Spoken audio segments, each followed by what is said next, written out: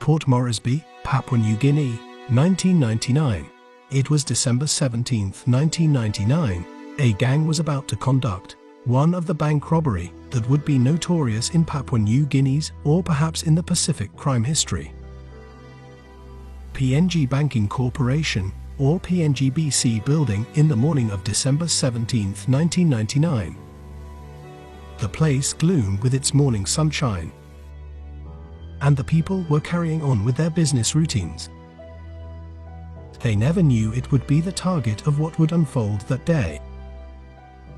Jackson's Airport, Port Moresby, Papua New Guinea, 1999.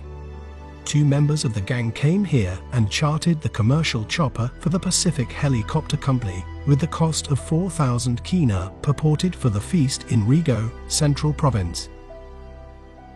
On Friday 17th of December 1999, the same two men came to Jackson's Airport with bags of rice and cartons of meat to fly over to Rigo, Central Province for the feast.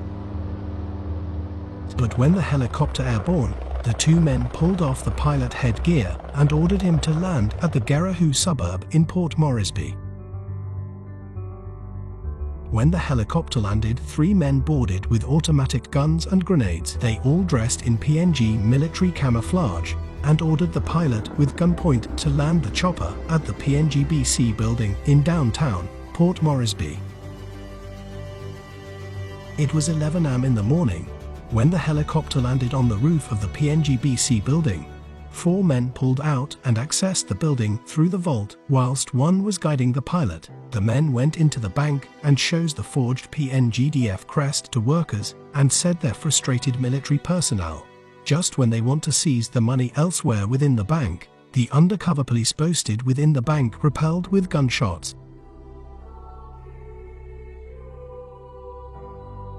The four suspects fled back to the chopper and forcefully ordered the pilot to take off. But as they airborne heavy police presence outside of the open fire and hit the chopper's rotor blade, the chopper swirled in midair and later crashed near the main Port Moresby wharf, but all the five suspects and the pilot unhurt. The five men scrambled out of the wreckage and charged at the driver of a passing security vehicle who had unwittingly slammed hard on his brakes when he saw the chopper crashing several meters in front of him. The gang shot and wounded the security man and were trying to make their way in the security car when the police cordoned the area and exchanged gunfire. The five members of the gang were shot in action as the perimeter was full to capacity with police presence. Two members were shot instantly next to the security vehicle which they were trying to hijack. Another two suspects were being wounded and died whilst pleading for life.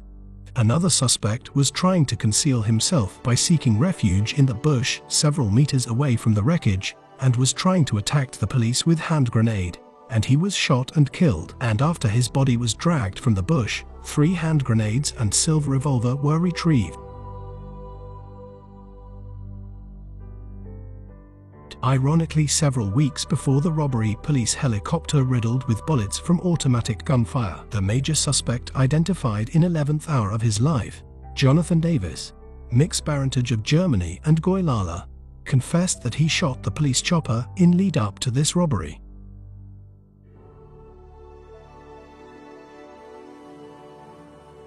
In that morning of December 17, 1999, the perimeter of Harbourside, Port Moresby was crawling with fully armed policemen, and thousands of civilians stood afar on their balcony and witnessed the incident.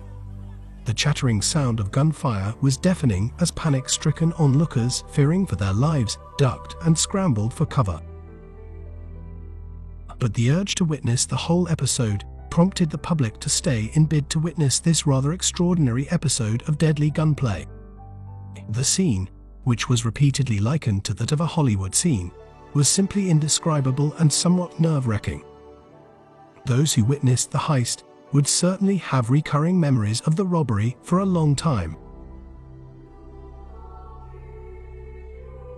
This incident sent shockwaves of horror throughout the Port Moresby city, came several days before Christmas and the start of the new millennium. Thus post-Korea named it a millennium robbery. The episode was relayed on international media, and up till today it remains one of the notorious bank robbery in PNG's, or perhaps in the Pacific crime history.